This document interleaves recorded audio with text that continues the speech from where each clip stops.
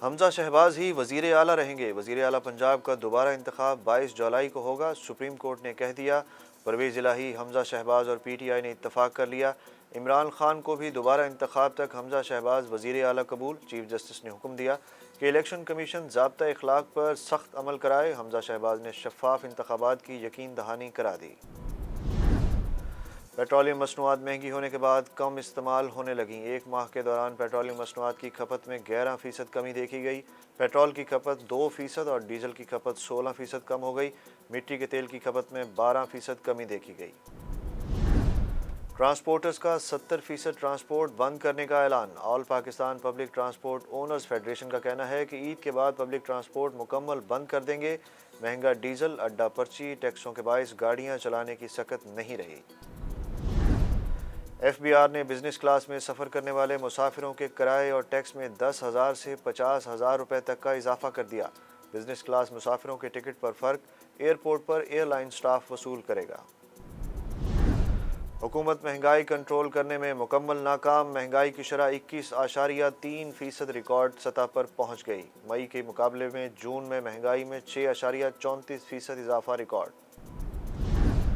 پاکستان تحریک انصاف کا ظالمانہ مہنگائی اور پیٹرولیم مصنوعات کی بڑھتی ہوئی قیمتوں پر امپورٹڈ حکومت کے خلاف آج پریڈ گراؤنڈ میں احتجاجی جلسہ۔ چیئرمین تحریک انصاف عمران خان جلسے سے خطاب کریں گے۔ جڑواں شہروں راولپنڈی اور اسلام آباد میں جلسے کی تیاریاں عروج پر پہنچ گئی۔ ایس ایم ڈی وینز میں چیئرمین تحریک انصاف عمران خان کی مشہور تقاریر اور پارٹی ترانے چلائے جا رہے ہیں۔ فرح گوگی کو اکنامک زون میں 10 ایکڑ پلاٹ کی غیر قانونی الاٹمنٹ کا معاملہ۔ اینٹی کرپشن نے 2 افراد کو گرفتار کر لیا۔ ملزمان پر فرح گوگی اور ان کی والدہ کی کمپنی کو غیر قانونی طور پر انڈسٹریل پلاٹ دینے کا الزام ہے۔ 60 کروڑ مالیت کا پلاٹ مبینہ طور پر صرف 8 کروڑ 30 لاکھ روپے جعلی کمپنی بنا کر الاٹ کروایا گیا۔ فرح گوگی کے شوہر احسن جمیل گجر نے مبینہ طور پر 2 ارب روپے کی جعلی گارنٹی دی۔